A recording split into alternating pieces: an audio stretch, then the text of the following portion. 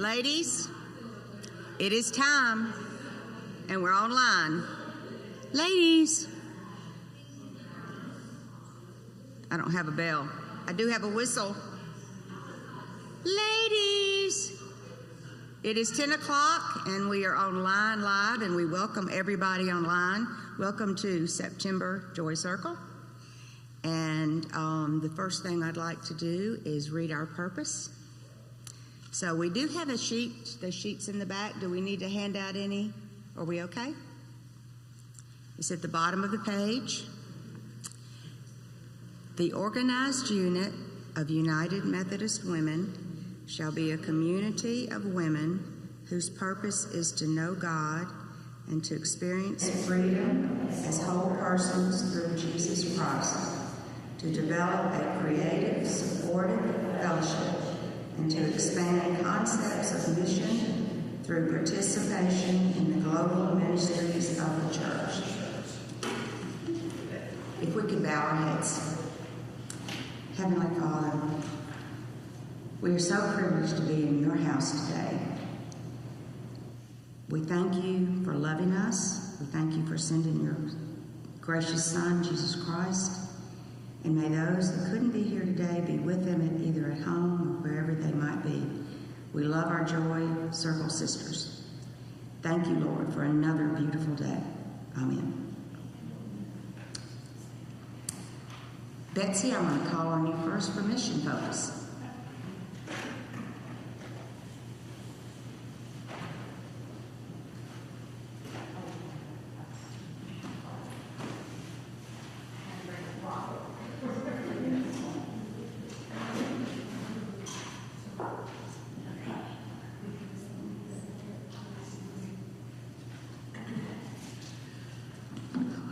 Well, I'll do like Ann. Good morning.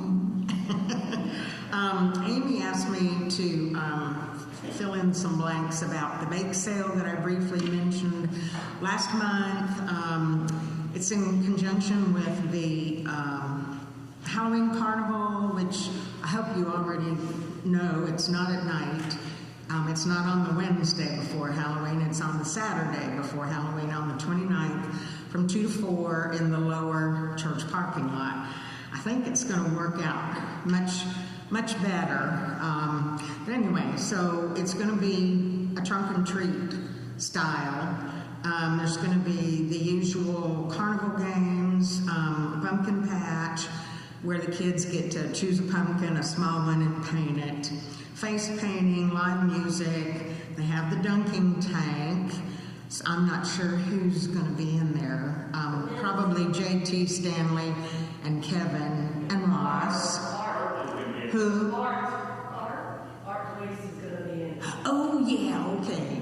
I couldn't remember what Stanley had told me. And so when Children's Council was planning this, I thought, gosh, we ought to have a bake sale. Especially since we're not doing the Bluff Park Art Show bake sale. So you all agreed last month that it would be okay to do that. So I'm going to decorate my car. Rhonda has a butler, right? Yeah. Okay, up in her attic who speaks. Yeah. It's motion censored, and one of the things is let's not be greedy. Yes,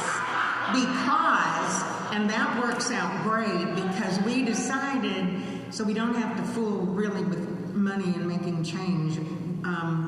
It's going to be free. The baked goods are going to be free, one item only per person, but donations will be accepted. And I'll have this up on a poster or two, and the money then will go to the children's ministry and the youth ministry. So what we need are kid-friendly baked goods, no cakes. We're not going to do a raffle or anything like that. Rosemary last weekend used these kinds of cups, which I already have some, and you don't have to go buy them. This is if you make cupcakes. If you make cupcakes, if you can decorate them kind of Halloween-like, that would be great. But if not, that's okay. That's okay too. But the kids like sprinkles.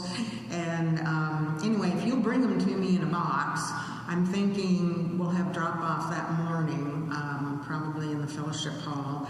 And I will have a good supply of these. And I'll put them in the cups with a spoon or a fork. And so that'll be one of the choices. But you can do cookies. If you do cookies, I wouldn't put more than 2 in a baggie. These are well, I don't know where my other one went. This is a size that Walmart carries. It's Walmart's brand, and they're on the bottom shelf. But I love this size, or the snack size. You really don't need to use the sandwich. But you could put, 2 nice size cookies, and that would be 1 serving. Rice Krispie squares went really well this last weekend. In fact, Patty 4 went home and made some more Friday night, so we had some, which we only had like 6 items left, by the way, and we just added them to the snacks that the consignment volunteers were eating from. So it wasn't enough for the youth. They would have fought for that. Trail mix is a good idea. That's what I can't find. They have elongated baggies that are good for those. I mean, or you can put them in any kind, but I wouldn't go any bigger than a snack. Yes, yeah, they are.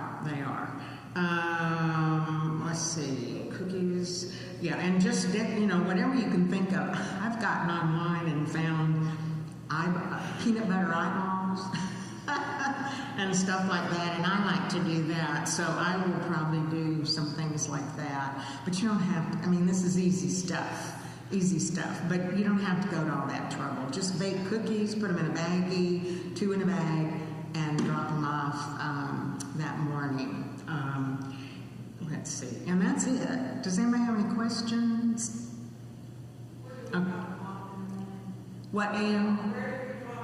Oh, I'm just assuming I'll take up residence in the fellowship hall probably about 9 o'clock, so you could drop them off anytime, and then that'll give me. Rhonda's going to help me, and if anybody else wants to come, I'm going to dress up. I don't dress up in costume, but I just dress up in Halloween. So if you want to do that, it's lots of fun. Julie did it last year. We had a drive-through, which is okay, but I'm glad we're not doing that a 3rd time.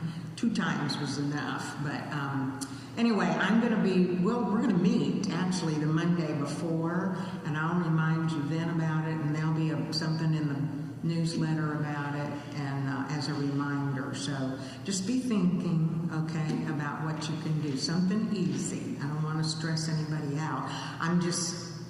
We don't know how many of the community kids will come, and I don't want to run out.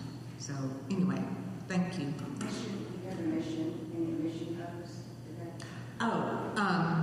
You mean like First Light?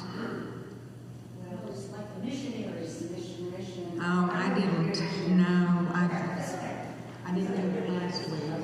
I'm sorry. That's all right. We need to hear that too. Don't worry about it.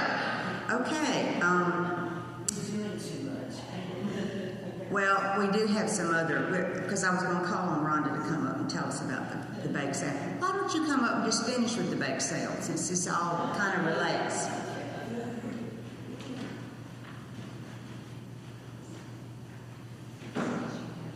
Well, first of all, thanks to everybody that worked and pitched in the extra.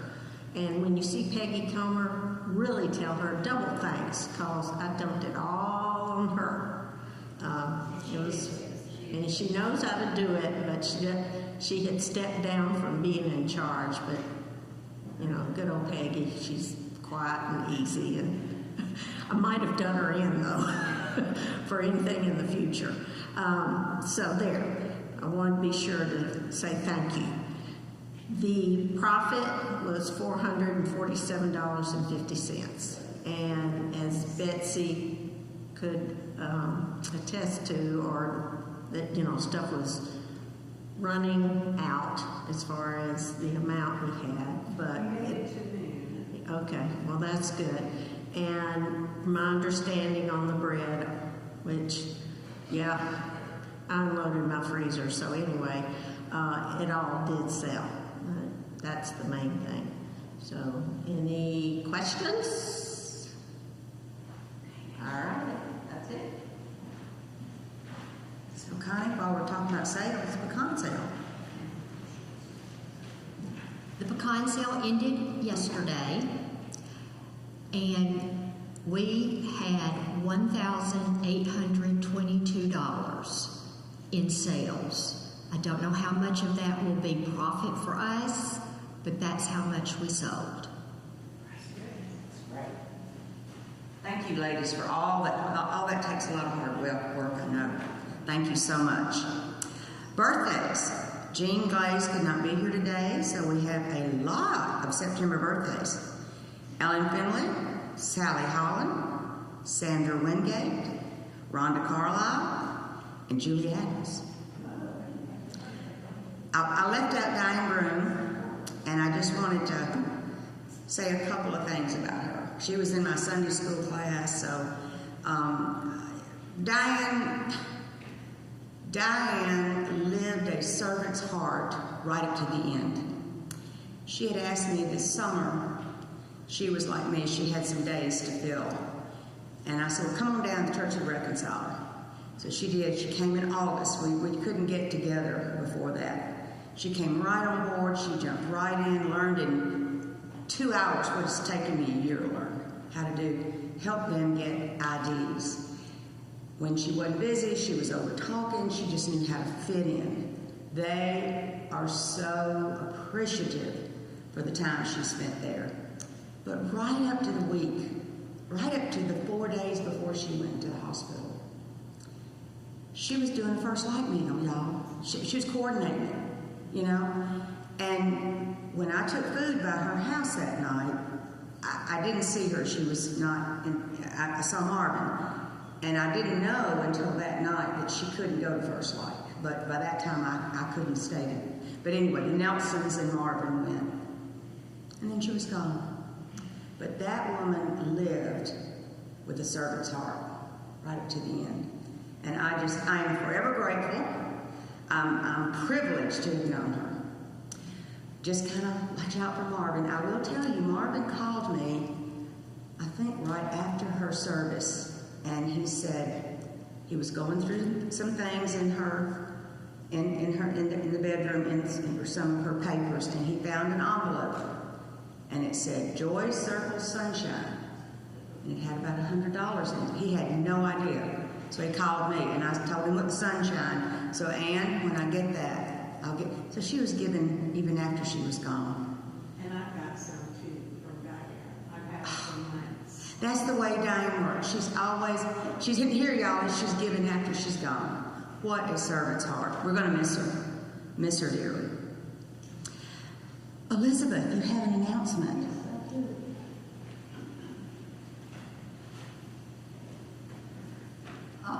First, I would like to introduce our host. Oh, Can you hear me now? Okay. I would like to welcome our visitor today. Denise, would you stand up and let everybody see you? And I hope that you will all shower her with love and welcome her to our group. And I have a challenge for you.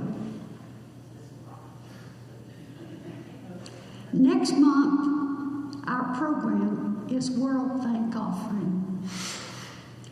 As most of you know, we have 2 special mission offerings in addition to our pledge each year. And next month is World Thank Offering. So what I'm asking for you to do, starting today, when you go home, find a little box or a little jar or something to hold your blessings and your offering. Each day, say a prayer. Thank God for a blessing that you received that day, and put a little coin in so that next month, when the time comes, your offering will be ready to be presented. So that's my challenge for you. I wish for you a happy month, and we'll see what happens next month. Okay. Sounds good. We do have 2 sympathy cards. We put them in the back, one from the Westbrooks and one from Leslie. That's not a sympathy card. But it's not a sympathy card. It's a thank you card. So one sympathy and one thank you. Yes, thank you. Let's see. I'm just going to run through some things with old business. Ann, Treasurer's report.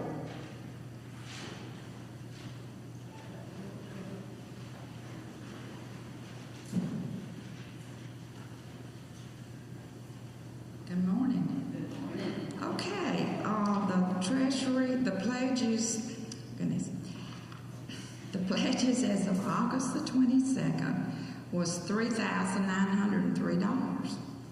Total receipts received this year as of August the 22nd, 22 was $3,541. In our Sunshine Fund, May the 23rd, we had $222, and we had receipts August the 22nd, $50, making our total $272.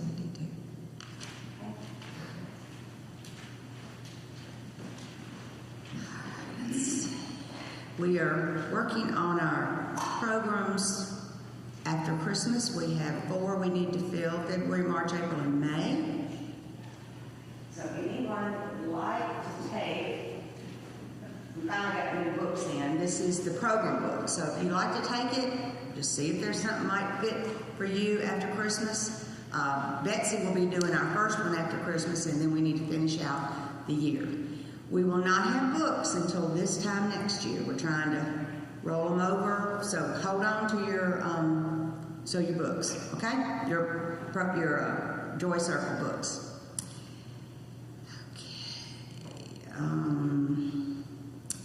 One thing that did happen last month, I had to quickly call Connie, and everybody goes, I woke up, tested positive for COVID, so I couldn't come.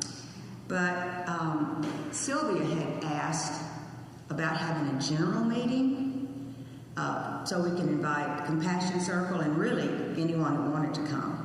So we're going to do a general meeting in either January or February, it's on the books, with Sergeant Ashley Blaylock of the Tuscaloosa Police Department, in particular on trafficking.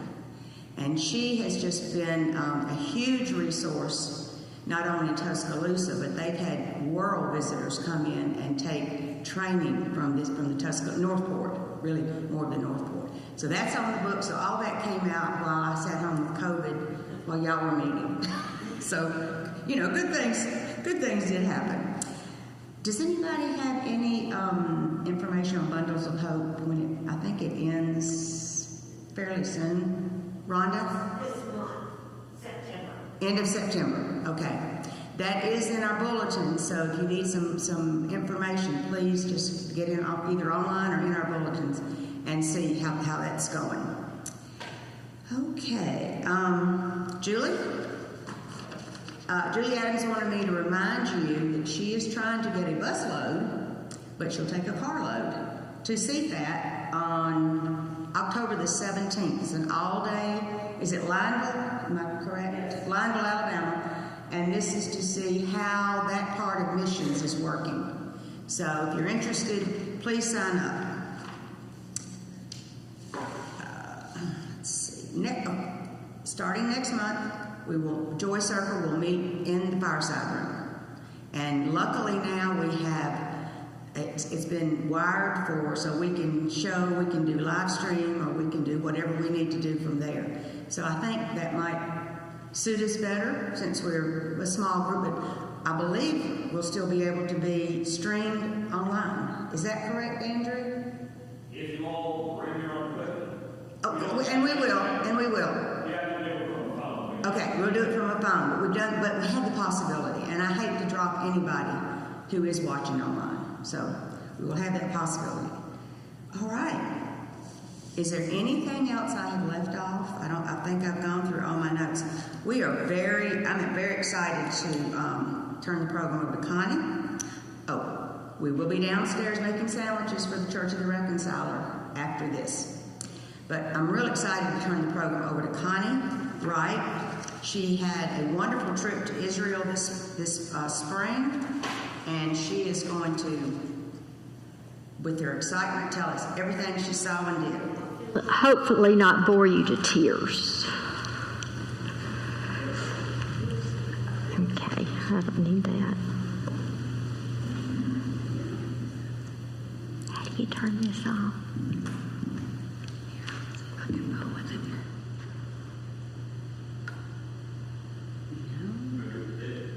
There we go. Okay.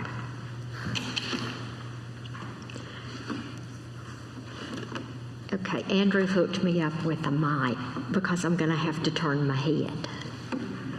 Okay, this is the best picture that I took on my trip to the Holy Land. This is actually in Jerusalem. And when I walked past, the little guy standing outside said, "Roll Tide."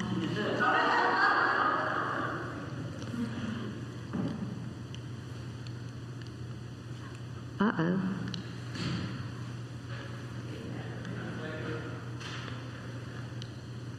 It's not clicking.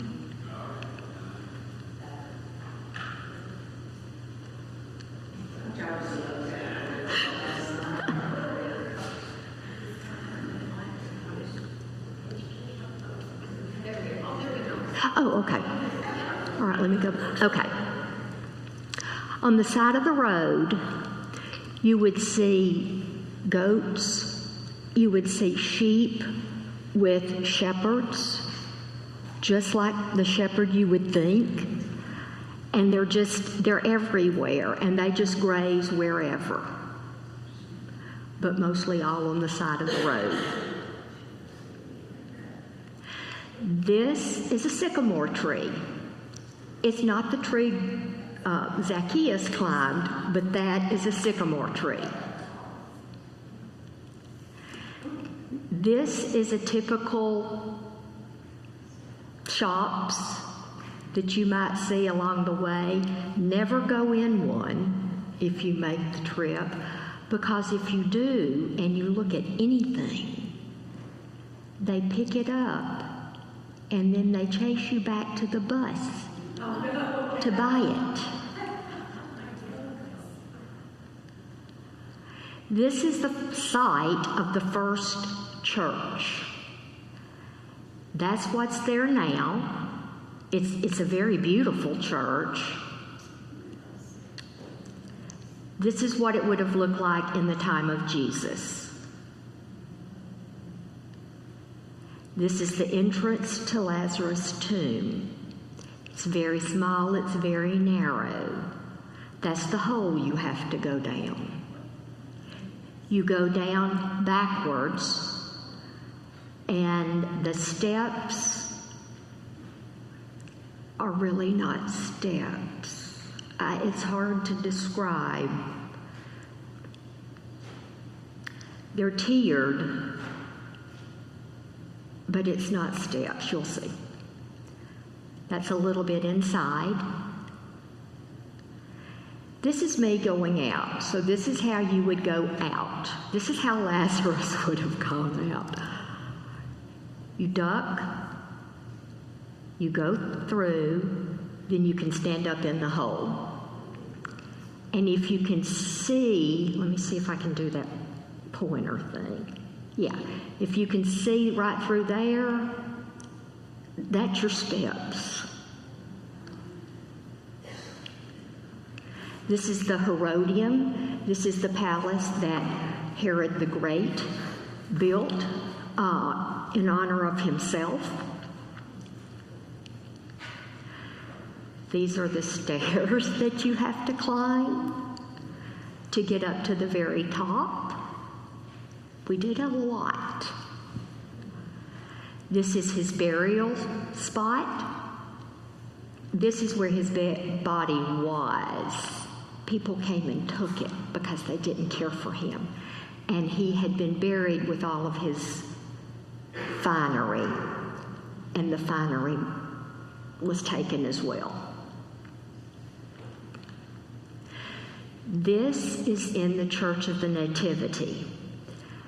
It's a very gaudy Greek Orthodox church, but beneath that altar is the birthplace of Christ. That is etchings of crosses that were there, and there are people that think maybe he was born other places. I can tell you, when I touched that, a cold chill went through me. Nobody will ever tell me that that's not the place. It was beyond, I'm getting cold chills now. I mean, it was a life-altering moment. I had many. This is the Church of St. Anne. I wish I could blow it up, but let me see. I want to say it right. No, this is the Church of St. Catherine, and this is St.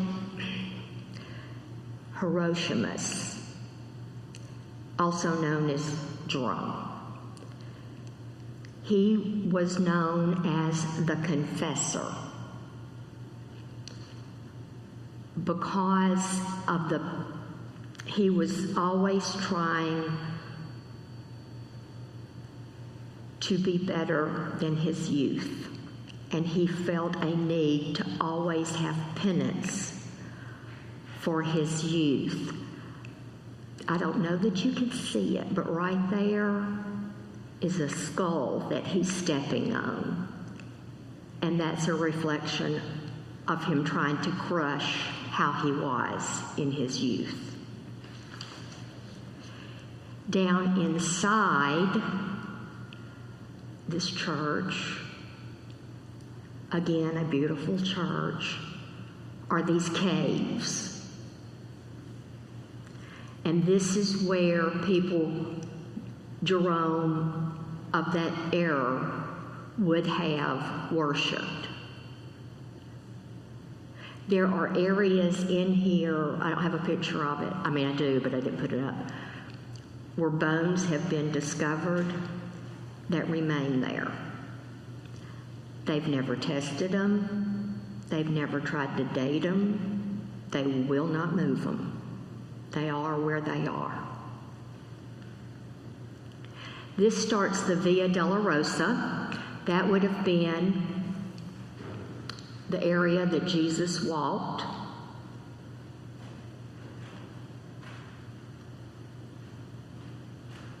This is the Church of Condemnation, where he took up the cross. Those are original to Jesus' time. There's like a tic-tac-toe there. That would have been where Romans played games.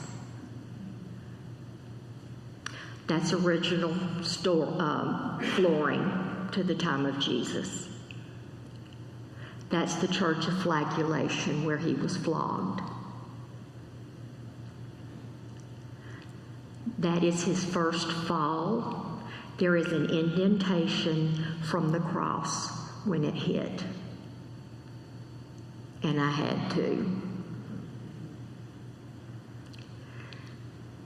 This is the fourth station where he meets his mother. This is the 5th station where Simon, the Cyrene, helped him carry the cross. This is the 6th station, which is Veronica. Veronica wasn't actually a single person. She is a representative of the people. This was the 7th station. I didn't get them all. This is a chapel at the 7th station. Israel had only opened up March 1st. We were allowed to go, we went on March 7th. We were the only tour group there. And it was awesome. We got to go in this chapel that nobody gets to go in. And that is everything from Jesus' time.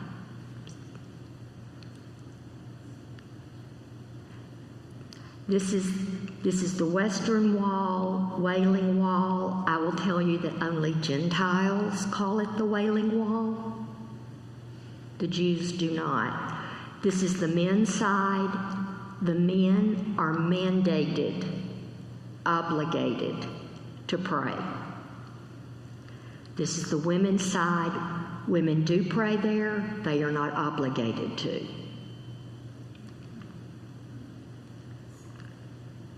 This is the furthest mosque. It's called Al-Ghassa. It's the furthest mosque because it's the furthest from Mecca. And this is on Temple Mount. This is a watering place, and if you can see, I may have another picture. No, I don't. If you can see these stone things, those are seats. And in Jesus' time, that is where they would have bathed and washed before going to the Temple Mount to be cleaned. That is Temple Mount, and a mosque has been placed there. It was shortly after we left that very rarely this happens, but Passover and Ramadan happened at the same time. There are tours that came that week that did not get to go there because there was conflict between the Jews and the Muslims. The Jews wanted to be there because it was Passover. The Muslims wanted to be there because it was Ramadan. And so they had basically to close it down. So there are people who did not get to walk where Jesus walked.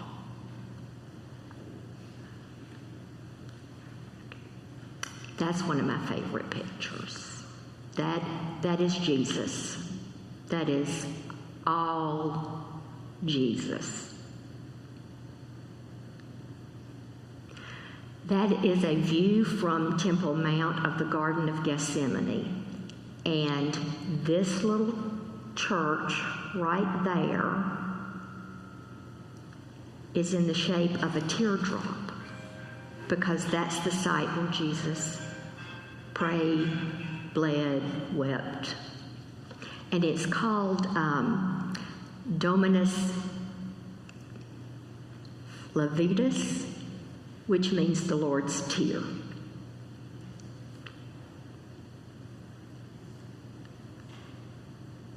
This is a mosque that, let me find his name, hold on.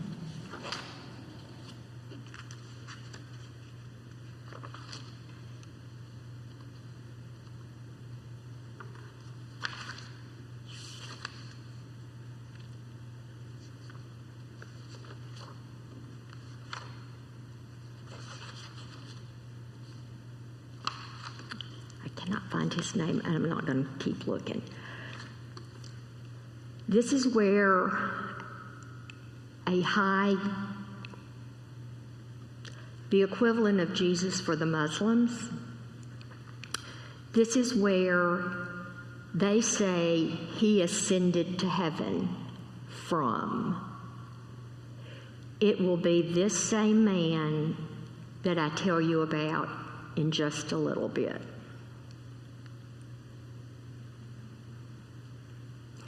There is some area in here where Jesus was brought before Pilate. Don't know the exact spot. This is the Church of the Holy Sepulcher. This is the church that many religions believe was the site of the crucifixion. That is where they have what they say is pieces of the cross. The line was exorbitant. We did not go in.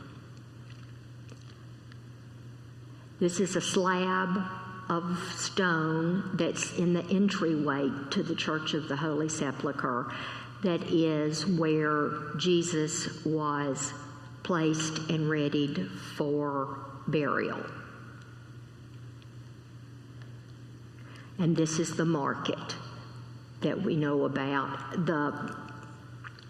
These entryways is where people would have rented to display their wares. Outside this area is where people who could not afford a place to rent laid their blankets to sell their wares.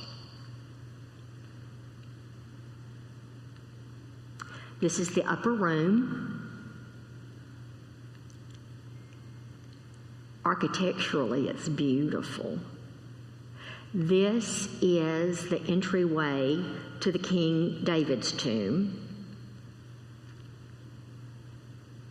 That's the tomb of King David. This is the pool of Bethesda, where the man had lain for 27 years and nobody would ever help him into the water. And Jesus did.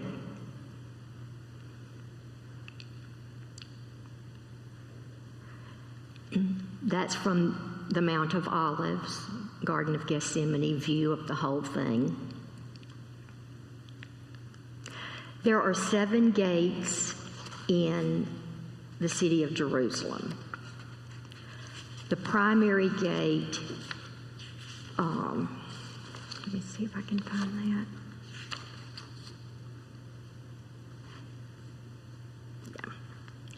There's a Dung gate, Zion gate, because the city of Jerusalem is on Mount Zion, Jaffa gate, New gate, Damascus gate, Herod's gate, St. Stephen or St. Anne, and St. Anne was Mary's mother, and this is where she would have lived. Sheep's Gate, because that's where people brought their sheeps to sell for sacrifice. And the Golden or Eastern Gate, which is that gate right there, okay? It's closed. The guy that ascended to heaven closed it. It's been closed for 500 years because the Muslims believe that God will come through the Eastern Gate, and they've closed it so he can't come in. And there's a cemetery there. And they also believe that God would never walk through unclean ground. They don't know a lot about him, do they? Like a little closed gate is going to keep him from taking his city back. Oh, wait. This is the Church of All Nations. There are 12 gold domes this is also in the Garden of Gethsemane. The 12 domes represent the 12 tribes of Israel. This is entrance into the Garden of Gethsemane. Olive trees. It's really pretty there. But can you imagine Jesus and the disciples? That's the church of all nations. That's inside. And that's the rock upon which he prayed and prayed and prayed. Now, he had to know the disciples were asleep.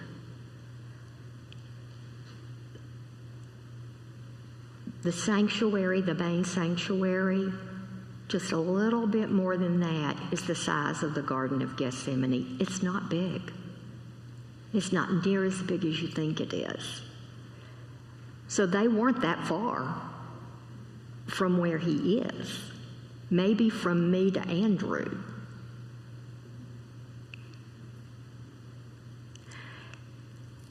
I have a picture, and I picked this one. To the left, there is this rock, which goes into that church, and that's all a part of where he prayed and cried and bled. This is Golgotha. We don't really know where Jesus was buried or where he was crucified. 100%, I believe it was there. This is the face of the skull, if you can kind of see it. And then this is the face of the skull as it would have been. It's very obvious. And they also say that Jesus died around a vineyard. There is an old wine press at this place, and it used to be a vineyard. And when you walk, there's the stone that would have been in front, one similar. That's the entrance.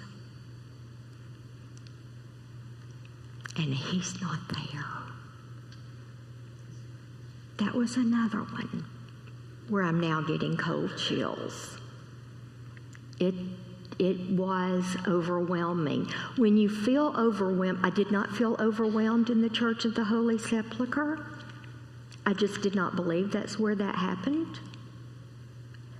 This I believe. I truly believe. This was Mary's home, and there are remains there. It's a small chapel that still has services. That's Mary's altar, and then that would be ruins from her home, just where Mary lived. This is mosaic tile from the time of Mary. And if you'll see, all the tiles over there have crosses in them. Back at the first church, down on the floor of that I told you was original, there are crosses.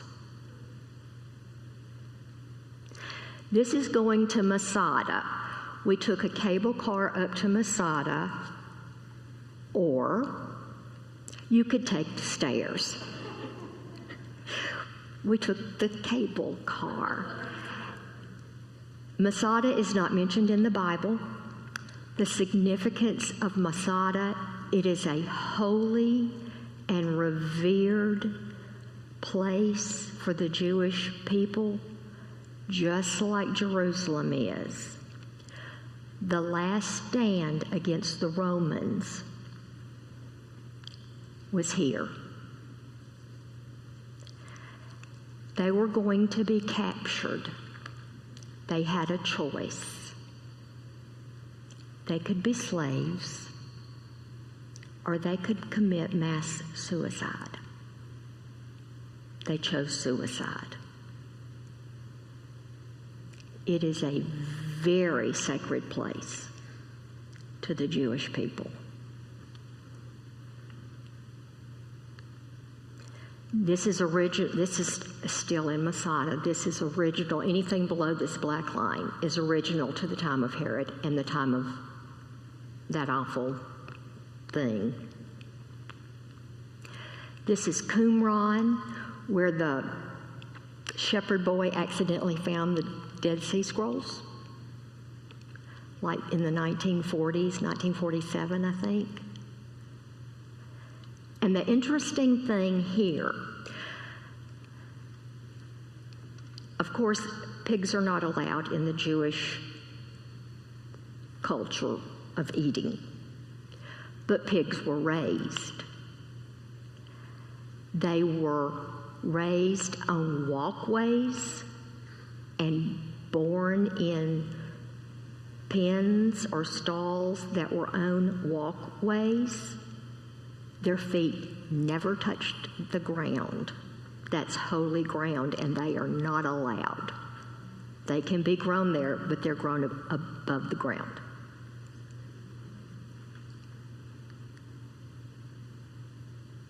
It's along, both it and Masada are along the Dead Sea. Dead Sea Scrolls. Now, it's behind glass. I don't know if they're the original or not. Could be.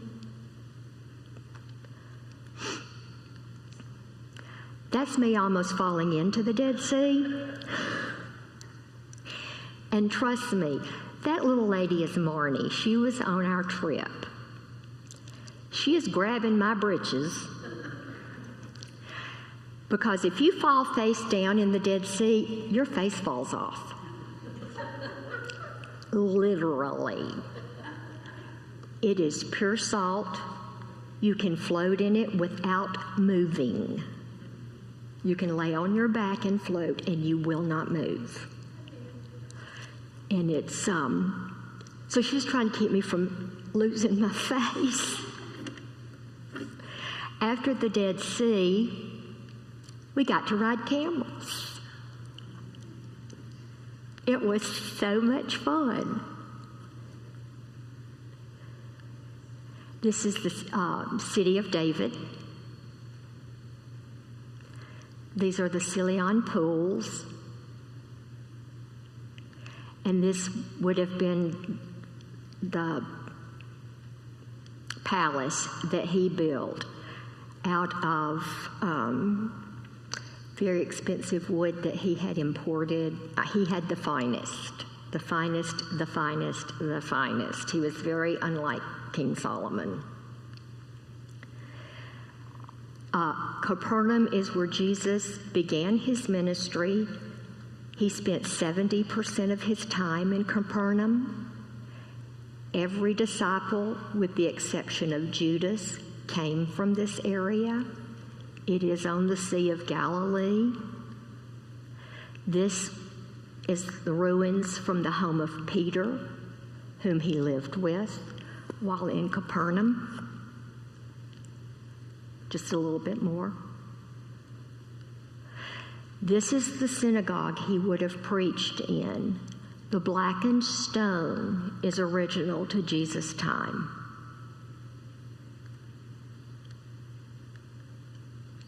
And that's what remains of the synagogue.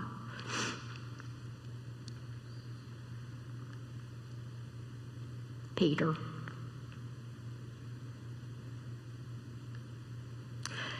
This was Caesarea Philippi. This is where he took the disciples to tell them that they were to have no other gods before me. This is where they had temples to Pan, Zeus, all those other gods. It's a very beautiful, beautiful place. The disciples took nothing with them when they went there. They didn't take food. They took no clothing. They just went.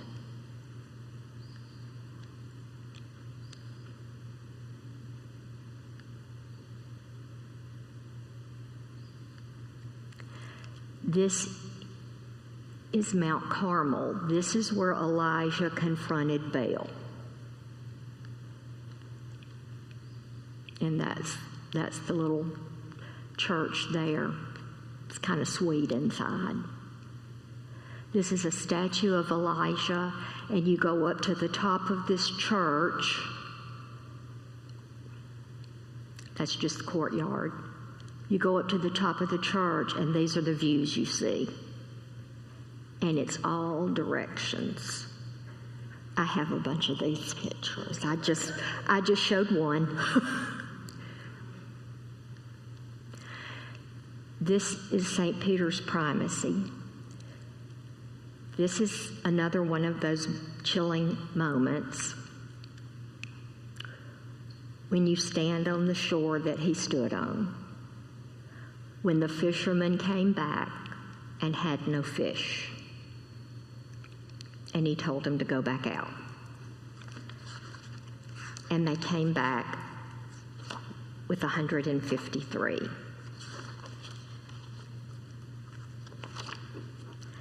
Now I'm going to tell you the significance of the 153. Okay. 153 symbolizes abundance, an overflowing of blessings from God. With Jesus, all things are possible. It was a reminder for Peter, Andrew, and John to be fishers of men, not fish. Now pay attention. Mark records 3 occasions Christ personally blessed 3 people. Matthew writes that on 23 occasions there was a total of 47 people blessed. Luke writes 14 occasions where 94 people were blessed. John writes of 8 incidences where 9 people were helped by Jesus. Add up the numbers, and all told, Jesus blessed 153 people.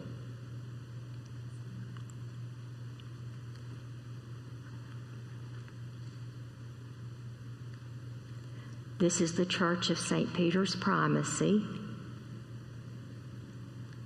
and this is an outcropping also because we were the only tour. Nobody gets to stand there. And I dipped my hand in the water.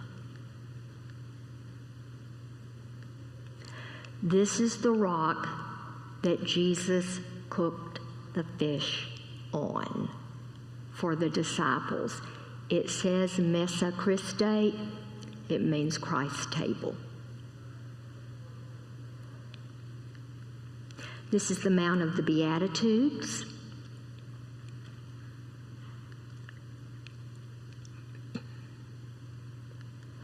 There's one of these for each beatitude along the walkway to get to there. We had one of the ladies that works for the company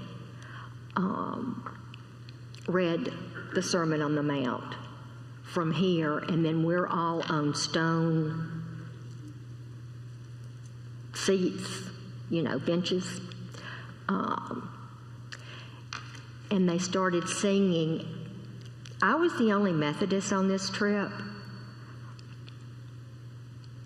and I didn't know half the songs they sang, but occasionally I knew one. And this was one of those spots where there were 2 songs they sang that I actually knew. And that's just another view of the sea. and the 2 fishes.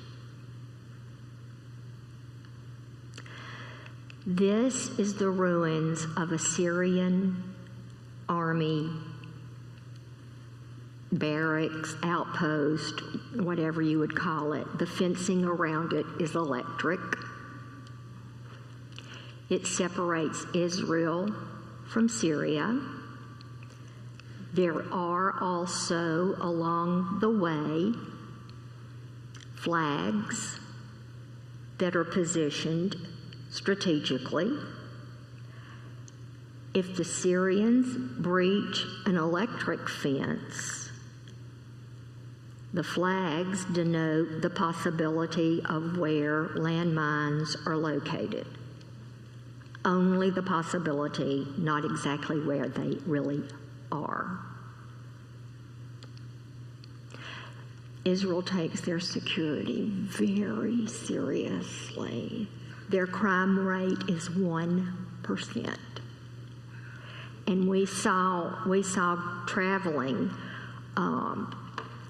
their military, some of their military running on the side, down the side like they do in training, full gear, full dress, rifles. They take their training very seriously. They don't just run like we do, or like our Army does in, shorts or fatigues, full on uniform.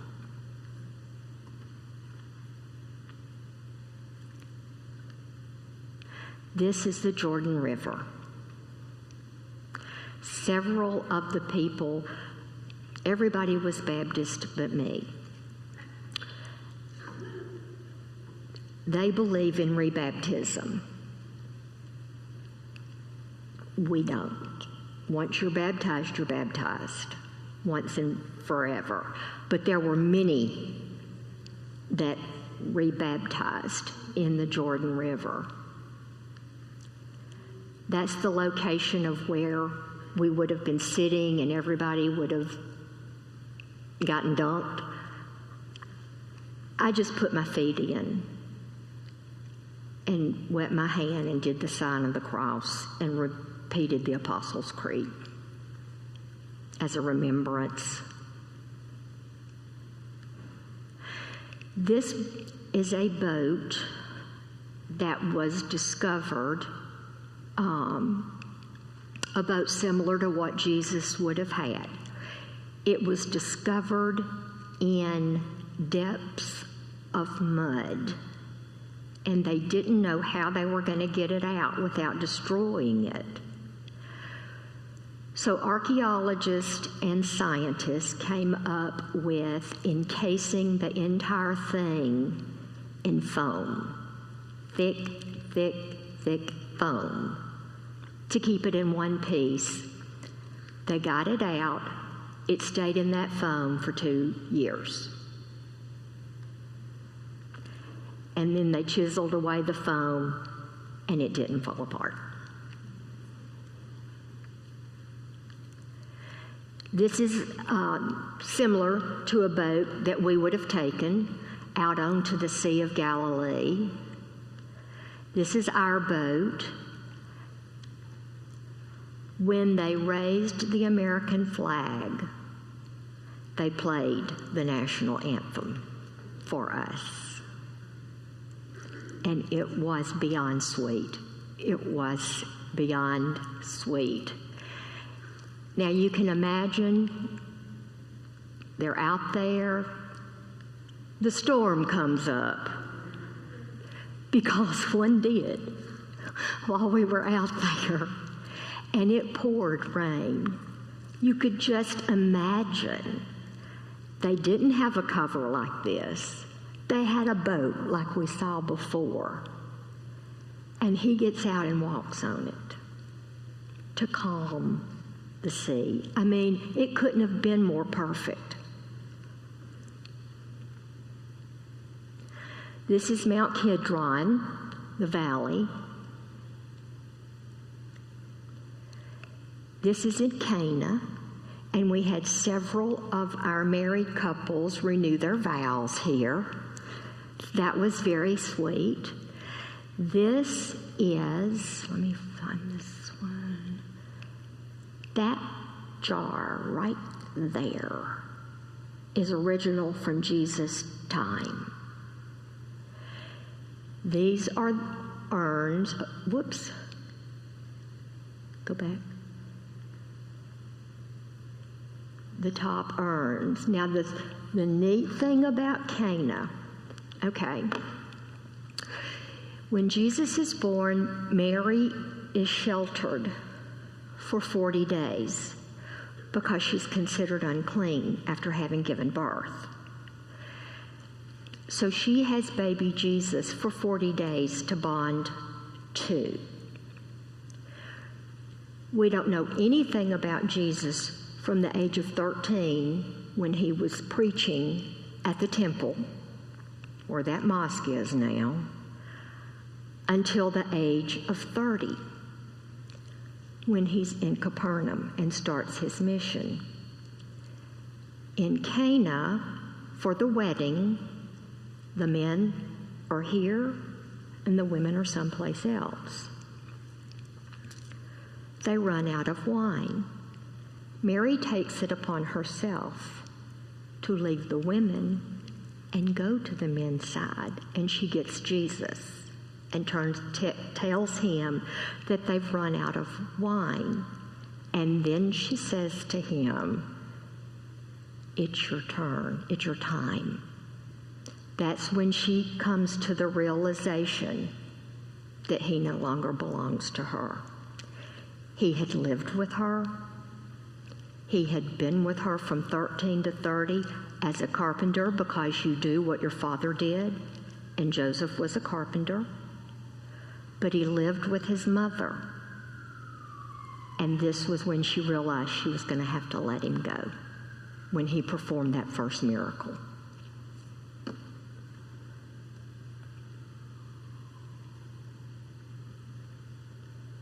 Oh, wait.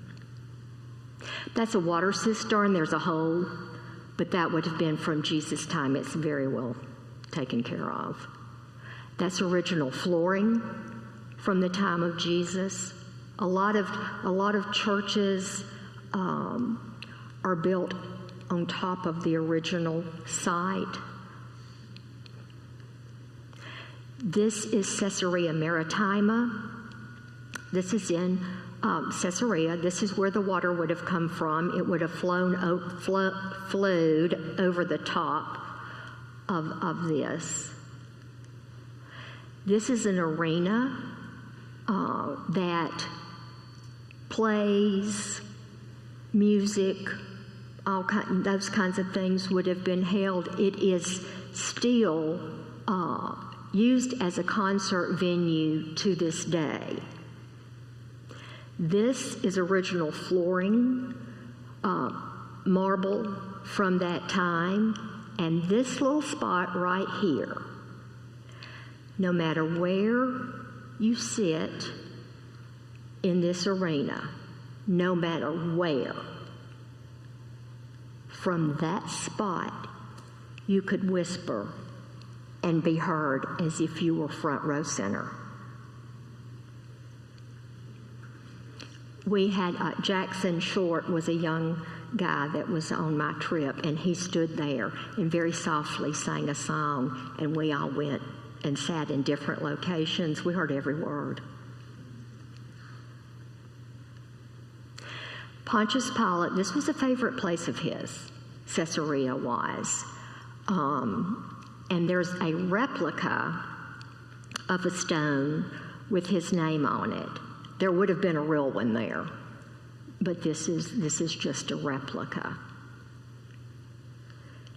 This is some more of Caesarea. It is on the Mediterranean Sea.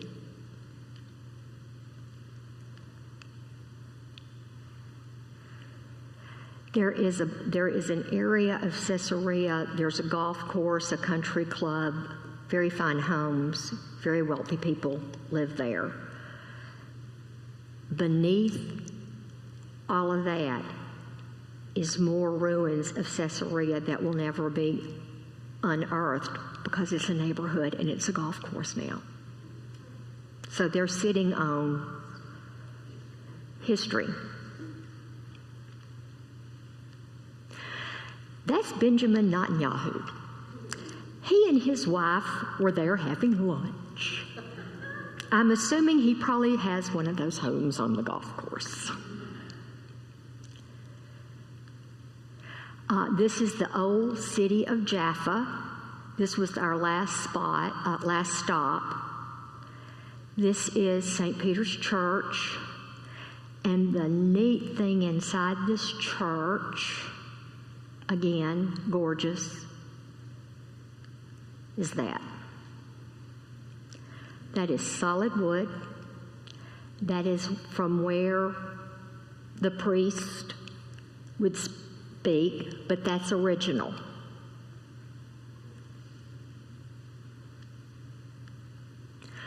Simon the tanner, who was ostracized, number one, because of his job, but number two, because he smelled so bad from doing his job. So they considered him unclean. There are cities in Israel where, depending on where you live, you're considered clean or unclean. If you live nearer the cemetery, you live in the unclean section of the city. And if you don't, you live in the clean section of the city. That is Jaffa. Does that not look like Miami? I thought that looked just like Miami. And that, my friends, is the end. I have, these are things that I brought back. If you want to come up and look at them, prayer shawl, prayer beads, the cup we took communion out of at the garden of, at the tomb. There's a little chapel that's there, and we went down and had Holy Communion, and these are the little cups that we had, and this is my pride and joy. Thank you so much.